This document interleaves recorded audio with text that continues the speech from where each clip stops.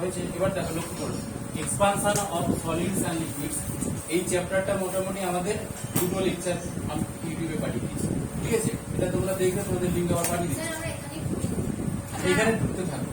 এইখানে আমি যা যা পড়াচ্ছি তোমরা সেগুলো দেখতে খাতার মধ্যে নোট করো, তাহলে তোমাদের ভালো লাগবে। এবারে দেখো দৈর্ঘ্য প্রসারণ গুণাঙ্কের সূত্রটা আমরা কি লিখেছিলাম, আমি আবার আগের সূত্রগুলোকে রিমাইন্ড করছি। তাহলে এখান থেকে আমাদের L2 minus L1 divided by L1 T2 minus, এই একটা সমীকরণ যদি আমরা জানি, এখান থেকে আমি সমস্ত এই এর থেকে যে রিলেটেড যতগুলো সমীকরণ আমি লিখতে পারবো। তাহলে আলফাটা কি বলা হচ্ছে, আলফাটা বলা হচ্ছে দৈর্ঘ্য প্রসারণ গুণাঙ্ক, L2টা কি অন্তিম দৈর্ঘ্য, L1টা কি প্রাথমিক দৈর্ঘ্য, L1টা প্রাথমিক দৈর্ঘ্য, T2 মাইনাস T1টা হচ্ছে উষ্ণতার পরিবর্তন, T1টাকে বলছি প্রাথমিক উষ্ণতা আর T2টাকে বলছি অন্তিম উষ্ণতা। এই তো, আর তো কিছু নেই। এর তিনটে সূত্র লিখবো, তিনটে সূত্র একই রকম। এবার এখান থেকে কোনাকুনি গুণ করলে কি পাচ্ছি, L2 minus L1 equal to L1 alpha T2 minus T1, এটা লিখতে পারি, হ্যাঁ কি না? তাহলে আমরা এটা লিখে নিতে পারি। পরের ধাপে আমরা আবার কি লিখবো, L1টাকে ওপাশে নিয়ে যাচ্ছি, তাহলে L2 ইকুয়াল টু কত হচ্ছে, তাহলে L1 plus L1 alpha T2 minus T1, তাহলে L1 কমন নিলে কত হচ্ছে 1 plus alpha T2 minus T1, এই সূত্রটা চলে আসছে। এটা হচ্ছে অন্তিম দৈর্ঘ্য বের করার সূত্র, এটা দৈর্ঘ্য বৃদ্ধি কতটা হলো সেটা আমরা বের করব, আর এটা হচ্ছে দৈর্ঘ্য প্রসারণ। এবার তোমাকে উষ্ণতার পরিবর্তে এই তিনটে মোটামুটি সূত্র তোমরা মাথায় রাখবে, এইটা আনছে। আরেকটা কি আসবে, alpha C equal to alpha A equal to কত এসছে 5/9 আলফা সি, এই সম্পর্কটা আমরা দেখিয়েছিলাম আগের দিন। আলফা সমান কি দেখিয়েছিলাম, বিটা বাই 2 গামা বাই, এটা আমরা দেখিয়েছিলাম তিনটে গুণাঙ্কের সম্পর্ক, বুঝতে পেরেছি? তোমাকে এখনই মাথার মধ্যে এই প্রত্যেকটা অ্যাব্রিভিয়েশন তার কোনটাকে আমি কি বলছি মাথার মধ্যে নেওয়ার চেষ্টা করো, বাড়িতে গিয়ে ওগুলোকে আবার চর্চা করো, তাহলে তুমি বুঝতে পারবে যে কি চলছে। এবং সেটাকে চর্চা না করলে এগুলো ভুলে যাবে। আমি প্রত্যেকটা অ্যাব্রিভিয়েশন বলে দিচ্ছি। এরপর আমরা কি আসবো, বিটা ইকুয়াল টু কি করবো, বিটাটা হচ্ছে ক্ষেত্র প্রসারণ গুণাঙ্ক। তাহলে আমরা কি করছি, S2 minus S1 by S1 T2 minus T1। একই রকম ভাবে S2 মাইনাস S1টা আমরা লিখবো beta into S1 T2 minus T2, আর S2 সমান লিখবো S1 1 প্লাস বিটা ইন্টু জিনিসটা বোঝা যাচ্ছে? এটা ক্ষেত্র প্রসারণ গুণাঙ্কের সম্পর্ক। তাহলে বিটা এ বিকাল কত হচ্ছে 5/9 বিটা সি।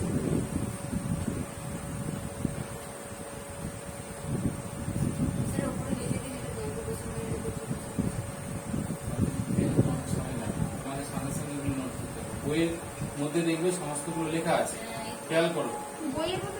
হ্যাঁ, ওই লেখাগুলো বইয়ের থেকে না, আমি মুখে বলছি, শোনার চেষ্টা করো। হ্যাঁ, ইকুয়েশন গুলো পরপর লিখতে থাকো।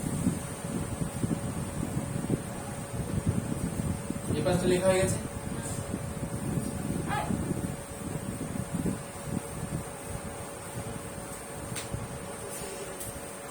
এবার কি আসবে, গামাটা হচ্ছে আয়তন প্রসারণ গুণাঙ্ক, V2 minus V1 by V1 T2 minus. তাহলে এখানে দেখো আগের দৈর্ঘ্য প্রসারণ গুণাঙ্কের মধ্যে যদি আমি অ্যাপ্লিকেশন গুলোর মিনিং বলে দিই, তাহলে বিটাটা হচ্ছে ক্ষেত্র প্রসারণ গুণাঙ্ক, S2টা কি অন্তিম ক্ষেত্রফল, S1টা কি, S1টা হচ্ছে আমাদের প্রাথমিক ক্ষেত্রফল, T2 মাইনাস T1 হচ্ছে উষ্ণতার পরিবর্তন, উষ্ণতা বৃদ্ধি। তাহলে সেক্ষেত্রে T2টা হচ্ছে অন্তিম উষ্ণতা, T1টা হচ্ছে প্রাথমিক। বিষয়টা বোঝা গেছে? তাহলে আমাদের এই একটা সূত্র মেন সমীকরণ এইটা থেকে আমি কিন্তু পরপর দুটো সূত্র নিয়েছি। আর এটা হচ্ছে আমাদের ফারেনহাইট স্কেলে এবং সেন্টিগ্রেড স্কেলে যে সম্পর্ক সেটা আমরা নিয়ে আসছি, ঠিক আছে? বোঝা যাচ্ছে? তাহলে গামা এখান থেকে কি লিখবো, তাহলে V2 মাইনাস V1 আয়তনের পরিবর্তন গামা V1 T2 মাইনাস আর V2 সমান হচ্ছে V1 into 1 plus gamma T2 minus. এগুলো প্রসারণের ক্ষেত্রে সমীকরণ। যদি সংকোচন হয় সেক্ষেত্রে আমাদের এখানে প্লাসের জায়গায় কি হবে, মাইনাস হয়ে যাবে। কি কথাটা বলছি বুঝতে পারছি? আমি যে জায়গাগুলোতে প্লাস করছি তার ওই জায়গাগুলোতে মাইনাস, তাহলে এটা হচ্ছে আয়তন প্রসারণ গুণাঙ্ক। কি বলছো, উষ্ণতা যদি কমে যায়, ধরো একটা টেম্পারেচার বলছি 50 ডিগ্রি সেন্টিগ্রেড, সেখান থেকে কমে 30-20 ডিগ্রি হয়ে গেল, তাহলে সেক্ষেত্রে কি টেম্পারেচার কমছে, সংকোচন হবে। গ্রীষ্মকালে কি হয়, টেম্পারেচার দিনের বেলা ধীরে ধীরে সকালের দিকে টেম্পারেচার কম থাকে, যত বেলা বাড়ছে টেম্পারেচার বাড়ছে, তার মানে প্রসারণ। শীতকালে কি হয়, রাতের দিকে আবার ঠান্ডা হচ্ছে, কি তাহলে সেই জায়গাটা আমাদের সংকোচন হয়। সেই বিষয়গুলোকে বোঝার চেষ্টা করো, তখন আমাদের এই প্লাসের জায়গায় আমরা মাইনাস করবো, আর মাইনাসের জায়গায় প্লাস না মাইনাসের জায়গায় প্লাস, এগুলো ঠিক থাকবে, শুধু এই জায়গায় গামা বিটা আলফার আগে যে প্লাসটা আছে। কিন্তু এই যে T2 টা হচ্ছে T1 টা তো আগে যাবে, T1 টা কেন আগে যাবে, T2 টা তো বড় থাকবে। এবার বলি, যদি তুমি এখানে চেঞ্জ না করো, না ঠিক আছে, আমি কথাটা বলি, হ্যাঁ। যদি এখানে প্লাসের জায়গায় মাইনাস না করতে চাও, তখন তুমি এই দুটোর মান দেখবে, T2 এর মান যদি কম হয়, T1 এর মান যদি বেশি হয়, অটোমেটিক মাইনাস এখানে বাইরে চলে আসে, সেটাও করতে পারো, ঠিক আছে, সংকোচনের ক্ষেত্রে। তাহলে এই সমীকরণগুলো বোঝা গেছে। এবার যদি কোনো কারণে টেম্পারেচার T ডিগ্রি সেন্টিগ্রেড হয় আর 0 ডিগ্রি সেন্টিগ্রেড, প্রাথমিক উষ্ণতা 0 ডিগ্রি T ডিগ্রি, তখন এই ইকুয়েশনগুলো একটু চেঞ্জ হবে। LT equal to L0 1 plus alpha, আর ST ইকুয়াল টু কত হবে, L0 হচ্ছে S0 into 1 plus beta T, আর VT ইকুয়াল টু হবে V0 1 প্লাস গামা। এই সূত্রগুলো থেকে একটা প্রকৃতি তোমাদের বুঝে নিতে হবে, যে যখনই আমাদের প্রাথমিক দৈর্ঘ্য বলবে, প্রাথমিক দৈর্ঘ্য বলছে যে A, তার অন্তিম দৈর্ঘ্য কত, তাহলে এর সঙ্গে 1 প্লাস আলফা টি গুণ করলে যেটা হবে সেটাই হচ্ছে অন্তিম দৈর্ঘ্য। দেখো 1 প্লাস আলফা টি গুণ আছে L0 যদি প্রাথমিক দৈর্ঘ্য, লক্ষ্য করে, তাহলে L সবসময় কি L0 বলবে, L1 বলবে, অন্য কোনো মান তো দিতে পারে, A B C কিছু মান দিতেই পারে। সেই জন্য আমাকে সেটা মাথায় রাখতে হবে যে A একটা বাহুর দৈর্ঘ্য A দিয়েছে, তাহলে একটা বাহুর দৈর্ঘ্য A দিয়েছে মানে তার অন্তিম দৈর্ঘ্য হবে A ইন্টু 1 প্লাস আলফা, তার দৈর্ঘ্য বৃদ্ধি কত হবে A ইন্টু আলফা। দেখো A ইন্টু আলফা, আমি যদি এখানে ST মাইনাস S0 করি, কত হচ্ছে, তাহলে S0 বিটা, হয় আলফা টি গুণ থাকবে, ক্ষেত্রে বসানো ক্ষেত্রে বিটা টি গুণ থাকবে। বুঝতে পেরেছি কি সমীকরণগুলো বলছি? তাহলে এই সমীকরণগুলো তোমাকে মাথার মধ্যে নিতে হবে, সম্পর্কগুলো নিতে হবে। তাহলে মোটামুটি ভাবে সূত্রগুলো আগের দিন যেগুলো আমরা পড়েছি, এরপরে একটা কি পড়িয়েছিলাম, আমরা তুলন পড়িয়েছি। এখানে কি করেছিলাম, F বাই A সমান Y আলফা টি, ওয়াইটা হচ্ছে ইয়ং মডুলাস বা ইয়ং গুণাঙ্ক, আলফাটা কি দৈর্ঘ্য প্রসারণ গুণাঙ্ক, আর টিটা হচ্ছে উষ্ণতার পরিবর্তন, এফটা কি তাপ প্রয়োগের ফলে প্রযুক্ত বল প্রতি একক ক্ষেত্রফল, এর মান হচ্ছে, এটা হচ্ছে ক্ষেত্রফল, তাহলে এটা F বাই A মানে পীড়ন, ঠিক আছে। তাহলে F by A equal to, এখান থেকে আমরা F সমান কি হবে, Y alpha, Y A alpha T, এটা কোনাকুনি গুণ করে দাও। তাহলে বলের মান কখনো বের করতে দিতে পারে, কখনো পীড়নের মান বের করতে দিতে পারে, সেক্ষেত্রে আমাদের এই সমীকরণটা চলে আসবে।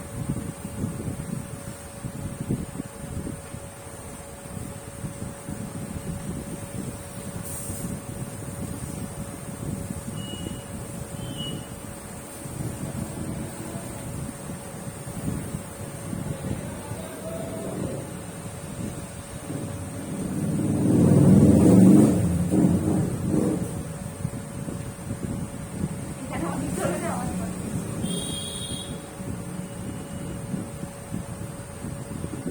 সমীকরণ লিখে নিন সবাই। তাহলে এখানে আরেকটা সম্পর্ক লিখে নিতে পারে যে gamma F equal to 5/9 gamma.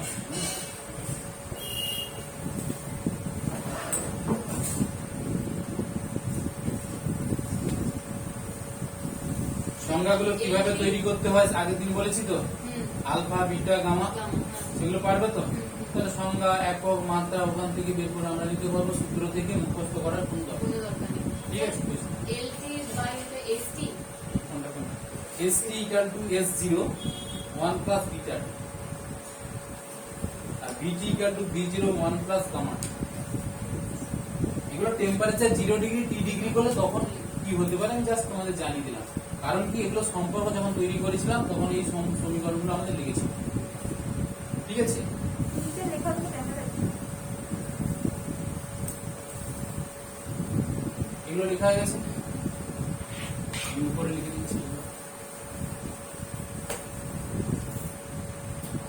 তাহলে LT equal to L0 1 plus alpha t, st equal to s01 plus beta 2, vt equal to v01 plus মোটামুটি সম্পর্কগুলো কোনটা কি সেটা তো জেনে গেলে। এবার সূত্রগুলো কিভাবে থেকে সংজ্ঞা, মাত্রা, একক এগুলো আমরা আগের দিন বিশ্লেষণ করছি, তাদের সম্পর্ক নির্ণয় করেছি। এবার এই সম্পর্কগুলো ধরে আবার কিছু প্রবলেম সলভ করব। প্রবলেমগুলো একটু দেখার চেষ্টা করব। ধর আমরা আলফা ইকুয়াল টু কি করেছি, বিটা বাই 2 বা বিটা সমান 2 আলফা করেছি, গামা ইকুয়াল টু 3 আলফা করেছি, তাই তো? এবার একটা তোমাদের প্রবলেমের মধ্যে আমি ফেলে দিচ্ছি। ধরো একটা ঘন,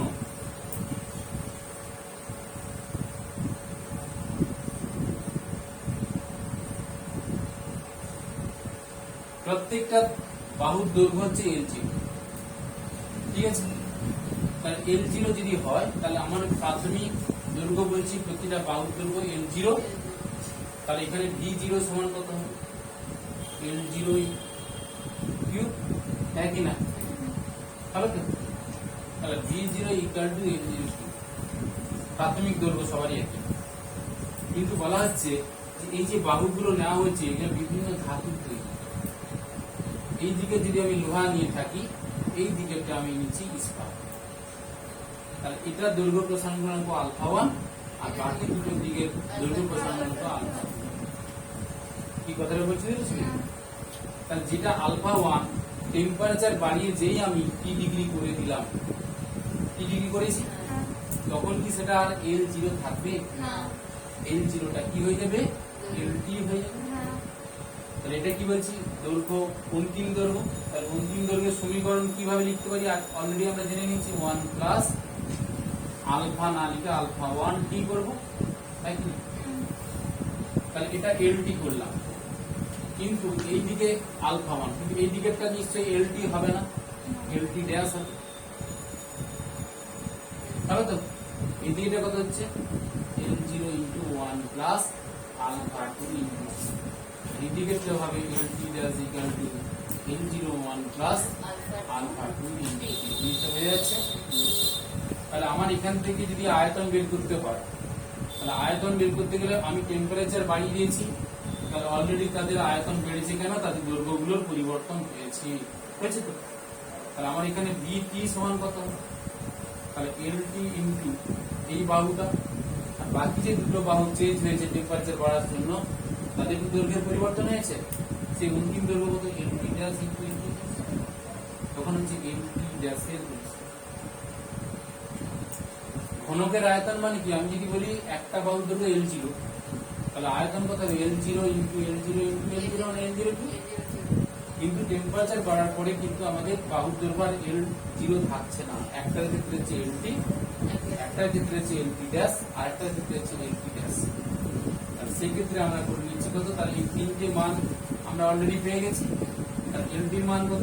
বসাবো L0 1 প্লাস আলফা 1, এটার কথা হচ্ছে L0 into 1 plus alpha 2t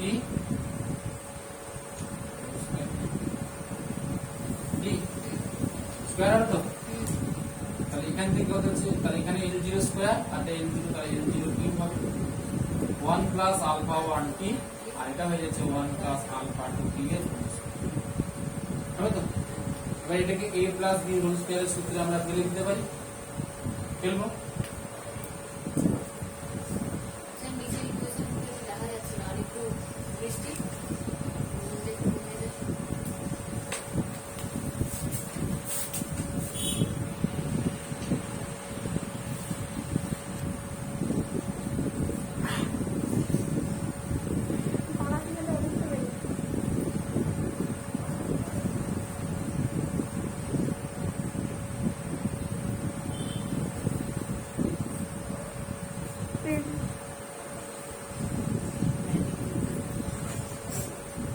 ঠিক আছে, ঠিক আছে।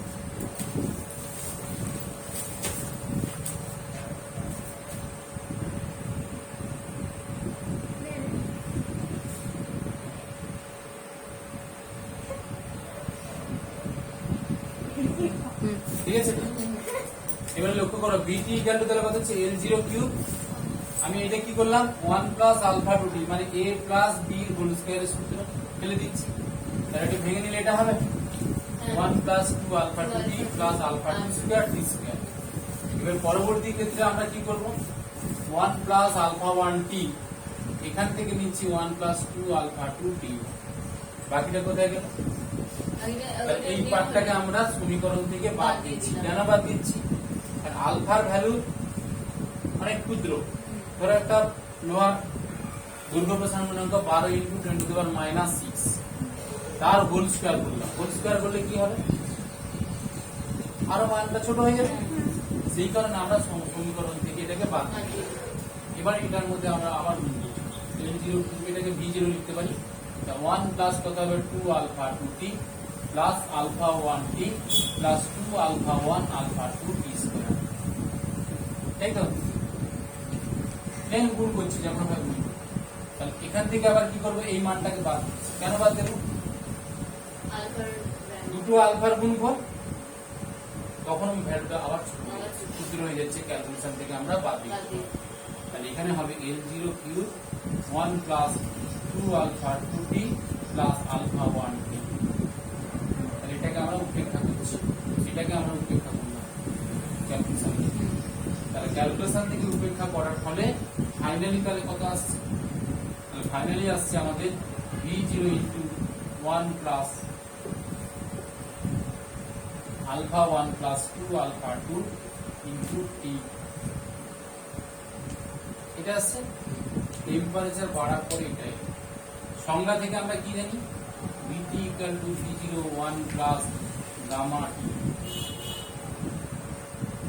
কিন্তু সম্পর্ক থেকে পেয়েছি তো, এটা আগে লিখেছি, দেখো খেয়াল করো।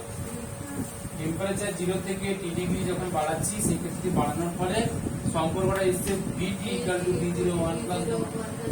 এবার এই দুটো সমীকরণকে যদি আমরা কম্পেয়ার করি 1 আর 2 কম্পেয়ার করলে গামার জায়গাতে কি বসে আছে? Alpha 1 plus 2 alpha. তাহলে gamma equal to alpha 1 plus 2 alpha. যদি আমি বলি alpha 1 equal to alpha 2 equal to alpha, v0টা কোথায় গেল? হ্যাঁ v0 কোনটা? না ঠিক আছে বল। শুধু গামার জায়গাতে কে বসে আছে সেইটা, বাকি তো একই সব আছে। তাহলে এইখান থেকে একটা খেয়াল করো, যদি আমি alpha 1 equal to alpha 2 equal to alpha করে দিই কি হবে ক্যালকুলেশন? কি আলফা বল? এই যে সম্পর্কটা আমি বলছি কন্ডিশন বোঝাচ্ছি। Alpha 1 equal to alpha 2 equal to alpha. তাহলে এখানে আলফা বসাবো, এখানেও আলফা বসাবো। তাহলে আলফা প্লাস 2 আলফা কত হবে? এই সম্পর্কটা আগে করেছি না হ্যাঁ করেছি। গামা ইকুয়াল টু 3 আলফা করিনি? আগের দিন গামা ইকুয়াল টু 3 আলফা প্রমাণ করেছি। প্রমাণ করলাম না, শুধু আলফা 2 আলফা 3 আলফা সমান beta by 2 equal to gamma by 3 করেছি তো? হ্যাঁ ওইটাই তো। তাহলে আলফা সমান বিটা বাই 2, তাহলে বিটা সমান 2 alpha, alpha equal to gamma by 3 মানে গামা সমান 3 আলফা। তাহলে দেখো যদি আলফার মানগুলো একই থাকে সেই সম্পর্কটা চলে আসছে আবার, কিন্তু এখানে আলফার মানগুলো আলাদা বলে সম্পর্কটা এটাই। তাহলে gamma equal to alpha 1 plus 2 alpha. এবার আমি একটা তোমাদের তৈরি করতে দেবো। এখানে আলফা 1 এটা আলফা 2 এটা আলফা, তিনটে আলাদা ধাতু দিয়ে তৈরি আমরা একটা ঘনত্ব নিলাম। আর টেম্পারেচার 0 ডিগ্রি থেকে t ডিগ্রি বাড়িয়ে দেওয়ার ফলে সেই ক্ষেত্রে গামা রিলেশনটা কি হবে নির্ণয় করার চেষ্টা করব।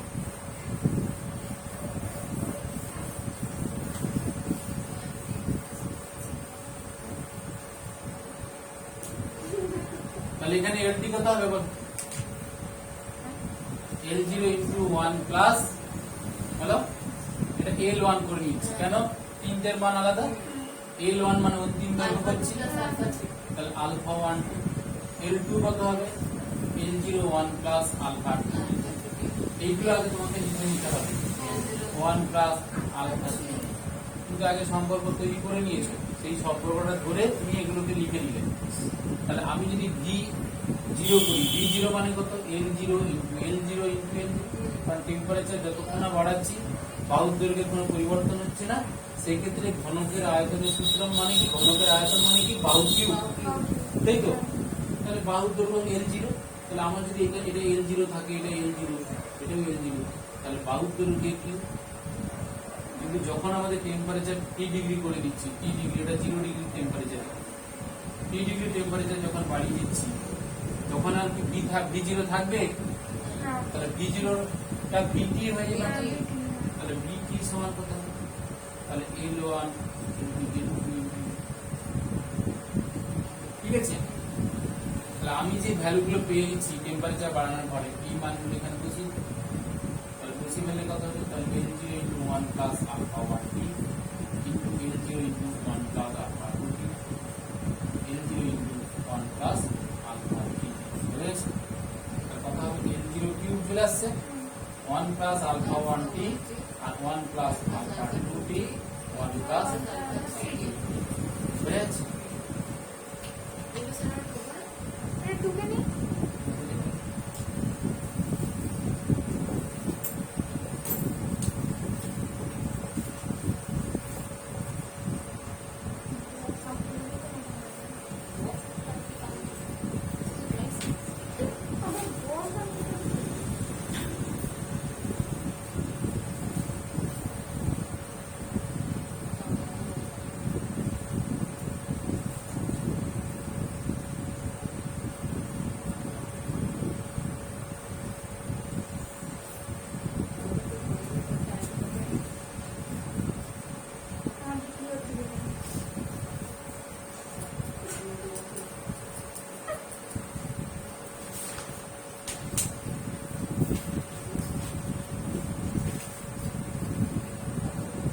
এই তিনটে সূত্র লিখেছো?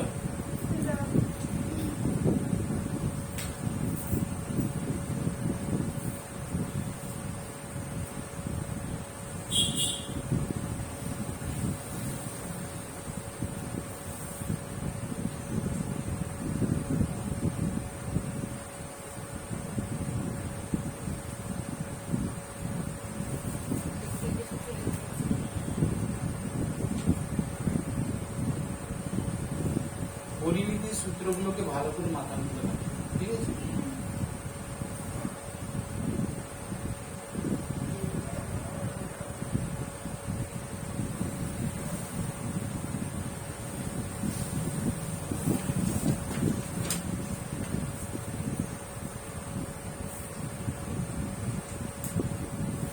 তাহলে VT ইকুয়াল টু কত হচ্ছে? তাহলে V0 ইনটু, তাহলে আমি এই দুটোকে প্রথমে গুণ করে নিচ্ছি, তাহলে 1 + α1t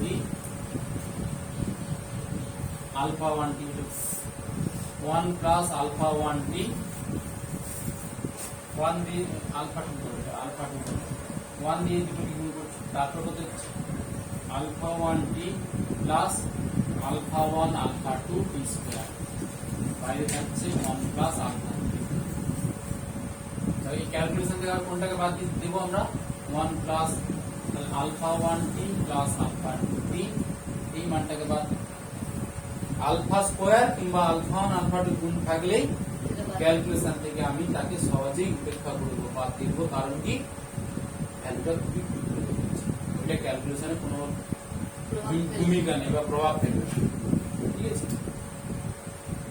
1 প্লাস কত হচ্ছে? α3।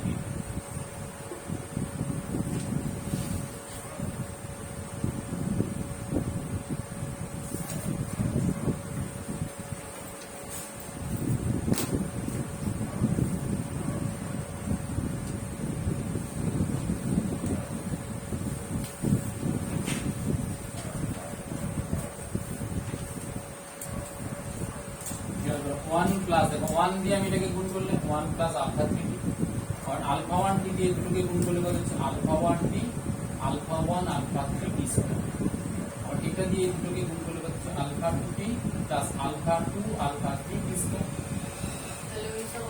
এইগুলোকে আবার বাদ দিব, তাহলে 1 প্লাস কত হচ্ছে? তাহলে α1 প্লাস α2 প্লাস α3 ইনটু 3। বাকিটা আমি কি করব?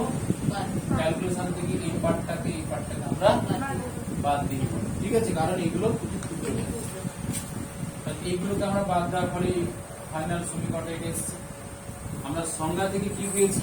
আয়তন প্রসারণ গুণাঙ্কের অন্তিম আয়তন VT = V0 1 + গামা, তাই তো?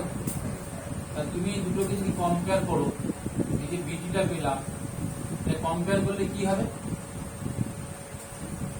গামার জায়গাতে কি আছে? Alpha 1 gamma equal to alpha 1 plus alpha 2 plus alpha. হয়ে যাচ্ছে?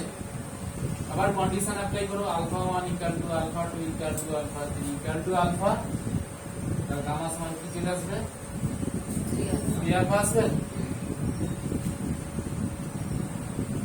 তিনটে ভ্যালু একই হলে তখন 3 আলফা চলে আসবে। আর যদি ভ্যালু গুলো আলাদা হয় তখন কখন আসবে আলফা 1 প্লাস 2 আলফা 2, কখন আসবে alpha 1 plus alpha 2 plus alpha 3, কখন আসবে 3 আলফা। যদি আমি ধাতব দণ্ডগুলো নিয়েছি তাদের একই ধরনের হয়, সবগুলো লোহা নিলাম, সবগুলো ইস্পাতের নিলাম, সবগুলো তামা নিলাম, তাদের আলফাতে একই হয়, তখন গামা ইকুয়াল টু 3 আলফা। কিন্তু আমি এখানে ইস্পাত নিচ্ছি, এটা লোহা নিচ্ছি, এটা তামা নিচ্ছি, সেক্ষেত্রে কি দৈর্ঘ্য প্রসারণ গুণাঙ্ক একই হবে? যেহেতু মেটেরিয়ালস আলাদা হচ্ছে তাদের দৈর্ঘ্য প্রসারণ গুণাঙ্ক আলাদা হবে, সেই কারণে আমরা আলফা 1 আলফা 2 আলফা 3 করেছি। সেটা বোঝা যাচ্ছে? এটা আমি কন্ডিশন অ্যাপ্লাই করছি। যদি হতো alpha 1 equal to alpha 2 equal to alpha 3 সমান আলফা, না ওটার সাথে কোনো সম্পর্ক নেই, মানে এইটার সাথে এটা কোনো সম্পর্ক নেই না, এটা তো মানে একই মেটেরিয়ালস হলে এটা হবে। হ্যাঁ মানে ওটা তো আমি আলাদা। বলছি যে দেখাচ্ছে চাইছি যে আলটিমেট সে 3 আলফা, মেটেরিয়ালস যদি একই হয়ে যায় তখন কিন্তু সেই গামা ইকুয়াল টু 3 আলফা। আর আলাদা মেটেরিয়ালস হলে এটা হবে, আর একটা হবে আলফা প্লাস 2 আলফা 2 কিংবা 2 আলফা 2 প্লাস আলফা 1। তাহলে আমরা তিনটে রিলেশন এখান থেকে তৈরি করি। কি করলাম? গামা ইকুয়াল টু কত? 3 alpha, gamma equal to alpha 1 plus alpha 2 plus alpha, gamma equal to 2 alpha 1 alpha 2 করতে পারি, gamma equal to 2 alpha 2 plus alpha 1 করতে পারি। বিষয়টা বোঝা যাচ্ছে? আমি কোন উপাদান নেব তার দৈর্ঘ্য প্রসারণ গুণাঙ্ক কেমন হবে তার উপর ডিপেন্ড করে এই সম্পর্কগুলো চলে আসবে। বাড়িতে গিয়ে বসবে, বসে ছবিটা আঁকার পরে তুমি প্রাথমিক আয়তন কত সেটা আগে হিসেব করবে, টেম্পারেচার বাড়ানো হয় প্রতিটা বাহুর দৈর্ঘ্য কত হবে অন্তিম দৈর্ঘ্যটা সেটা হিসেব করতে হবে।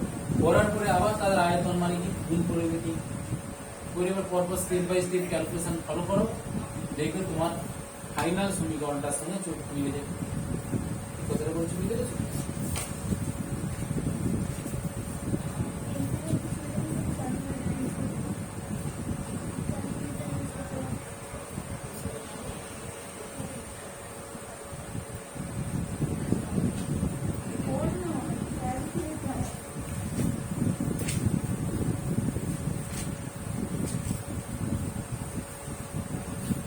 এবার একটা প্রশ্ন আলোচনা করি। বলছে একটা লোহার হচ্ছে আমাদের রিং আছে, রিং এর ব্যাস বরাবর আরেকটা লোহার ব্যাস বরাবর লোহার তারকে যুক্ত করা আছে। উষ্ণতা যখন 0 ডিগ্রি সেন্টিগ্রেড, এই অবস্থাটা বৃত্তাকার থাকবে। বলছে টেম্পারেচার T ডিগ্রি যদি করে দেওয়া হয় সেই ক্ষেত্রে এটা কি বৃত্তাকার বলয় হিসেবে থাকবে না আকৃতির কোনো পরিবর্তন ঘটবে? এটা হচ্ছে প্রশ্ন। একটা লোহার তার ব্যাস বরাবর একটা লোহার তার দিয়ে যুক্ত করা আছে। টেম্পারেচার কত বলছে? 0 ডিগ্রি সেন্টিগ্রেড। টেম্পারেচার বাড়িয়ে T ডিগ্রি করলাম, T ডিগ্রি করলে কি এই আকৃতিটা বৃত্তাকারই থাকবে? উপাদান একই, সেটা তোমাকে ক্যালকুলেশন করে দেখাতে। তাহলে এখানে খেয়াল করো, এটা যদি D হয়, এই দৈর্ঘ্য প্রসারণ যদি আলফা হয়, 0 থেকে T ডিগ্রি বৃদ্ধির ফলে এই ডিটা কত হয়ে যাবে? D2। তার মানে আমাদের DT করবো, D ইন্টু কত হবে? 1 প্লাস আলফা হবে তো।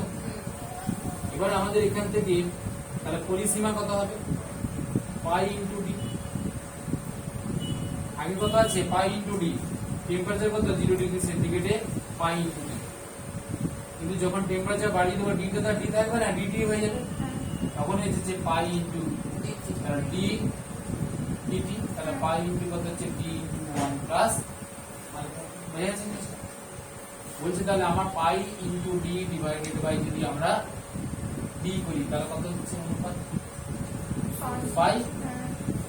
এটা কখন হচ্ছে যখন টেম্পারেচার 0 ডিগ্রি ছিল, বাট টেম্পারেচার বাড়ি যখন আমরা টি ডিগ্রি করলাম তখন পাই দিতে হবে না, পাই হচ্ছে DT divided by DT, pi into D into 1 plus alpha T, আর এখানে দিতে হবে ডি ইন্টু 1 প্লাস আলফা।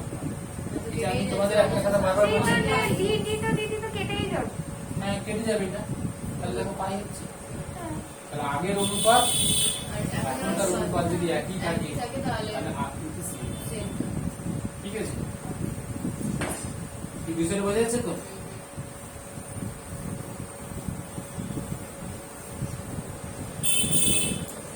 এরপর তোমাদের যেটা আসবো, ধরো একটা সমদ্বিবাহু ত্রিভুজ আছে, ঠিক আছে, এটার দৈর্ঘ্য এ আর এটার দৈর্ঘ্য জি, একই ধাতু দিয়ে তৈরি, তাহলে আলফার মান সমান বলছে টেম্পারেচার বাড়িয়ে 0 ডিগ্রি থেকে যখন টি ডিগ্রি করবো সেক্ষেত্রে ভূমি কোণের কোনো পরিবর্তন হবে কিনা তোমাকে পারতে হবে।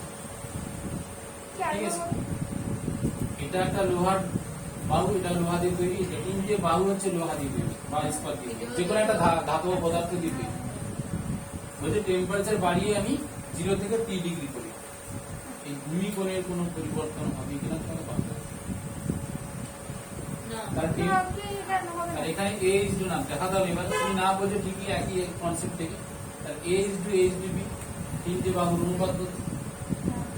টেম্পারেচার বাড়ালে 0 থেকে টি ডিগ্রি করলে এটা কি থাকবে, তাহলে কত, এটা কত হবে, কেন এটি হবে ঠিক করে বলো। অন্তিম দৈর্ঘ্য চেয়েছে 1 প্লাস আলফা টি, দৈর্ঘ্য প্রসারণ নাম তো আলফা, কারণ অন্তিম দৈর্ঘ্য বলছি, অন্তিম দৈর্ঘ্য, আর তুমি যেটাকে দৈর্ঘ্য বৃদ্ধি হতো তখন এই ইন্টু আলফা টি করলে হতো, তাহলে এটা এ হয়ে গেল, এটা কত হবে এ ইন্টু 1 প্লাস আলফা, এটা কত হচ্ছে, তাহলে অনুপাত করলে কত হবে,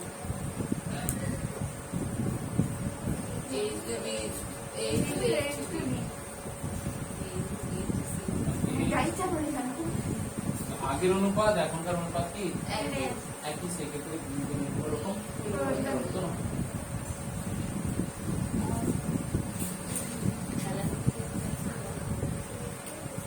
এরপরে আরেকটা কোশ্চেন আলোচনা করবো, দেখো বলছি একই আকারের এবং একই পদার্থের একটি ফাঁপা ও একটি নিরেট চোঙকে সমান উষ্ণতা উত্তপ্ত করলে এদের কি একই প্রসারণ হবে।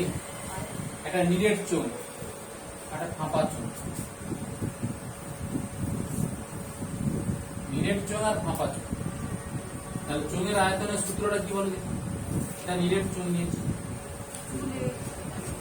তাহলে নিরেট চোঙের আয়তন কত, DT equal to V01 plus gamma T, এটা নিয়ে কোনো সমস্যা নেই।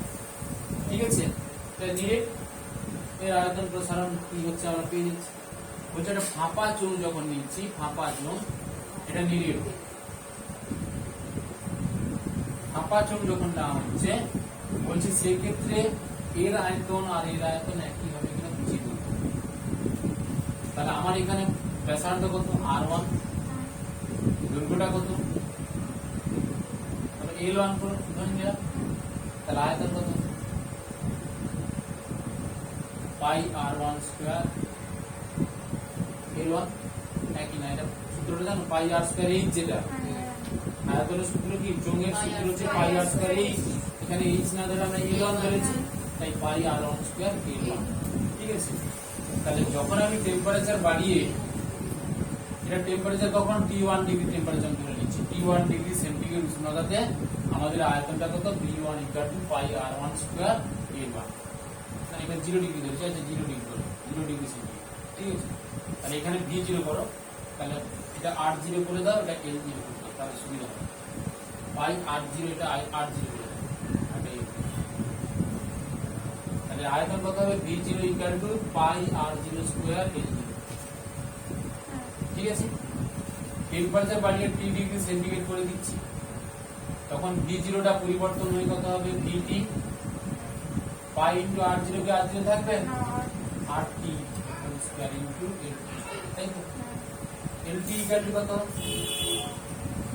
L0 ইন্টু 1 প্লাস আলফা, এটা তো বাড়বে, দৈর্ঘ্য বাড়বে, তো প্রস্থে মানে ব্যাসার্ধটাও বাড়বে, তার ব্যাসার্ধ কত হবে 8t equal to 80 into 1 plus এই ভ্যালুগুলো কি করব এখানে বসে ক্যালকুলেশন করার চেষ্টা করব। কি বোঝা যাচ্ছে বিষয়গুলো? তুমি টেম্পারেচার বাড়াচ্ছ মানে ব্যাসার্ধ বরাবর বাড়ছে, দৈর্ঘ্য বরাবর বাড়ছে। কতটা বাড়ছে তার অন্তিম দৈর্ঘ্য কত, অন্তিম ব্যাসার্ধ কত, সেগুলো তুমি আগের সূত্রগুলো দিয়ে তোমাকে সঙ্গে সঙ্গে লিখে নিতে হবে, তবে তুমি ক্যালকুলেশন করতে পারবে। ঠিক আছে? তাহলে আমার এখানে কত হচ্ছে ভিটি সমান তাহলে কত হবে, তাহলে পাই ইনটু এল r_t তাহলে r01 প্লাস আলফা টি এর হোল স্কয়ার ইনটু কত হবে l01 প্লাস আলফা হবে না, দেখো r01 প্লাস আলফা টি এর হোল স্কয়ার এই r এর জায়গায় বসাচ্ছি। ঠিক আছে? তাহলে আমাদের এখানে কত হবে pi r0 square h01 plus alpha t এর whole square into 1 plus alpha. আমরা একটু তোমাকে এটাকে ভেঙে নাও, 1 প্লাস 2 আলফা টি প্লাস আলফা স্কয়ার টি স্কয়ার ইনটু কত হবে 1 প্লাস আলফা। দেন যেমন গুণ করতে পারবে এটা ভাবাতে। এই পাশে দেখো আমি করছি, তাহলে ভিটি সমান কত হচ্ছে বলো, pi r0 square l0 1 plus 2 alpha টি প্লাস আলফা স্কয়ার টি স্কয়ার ইনটু 1 প্লাস কত হচ্ছে আলফা টি। ঠিক আছে? তাহলে কোনটাকে আমরা বাদ দেবো, আলফা স্কয়ার টি স্কয়ারটাকে, যেখানে আলফা স্কয়ার বা আলফা 1 আলফা 2 থাকবে মানে চোখ বন্ধ করে আমরা ক্যালকুলেশন থেকে আউট করব। ঠিক আছে? তাহলে 1 প্লাস কত হচ্ছে 2 alpha t 1 plus alpha t হয়ে গেছে। পাশে লিখে দিতে হবে কেন তুমি এটাকে সরালে, যে এই মানগুলো খুবই ক্ষুদ্র, তাই আমি ক্যালকুলেশন থেকে একে বাদ দেব। এটা আমি v0 লিখতে পারি, v0 মানে তো এটা লিখে দিয়েছি আগে পাই r0 স্কয়ার l0। ঠিক আছে? এটাকে আবার গুণ করতে হবে, তাহলে 1 প্লাস আলফা টি আর এটা দিয়ে গুণ করলে 2 আলফা টি প্লাস 2 আলফা স্কয়ার টি স্কয়ার।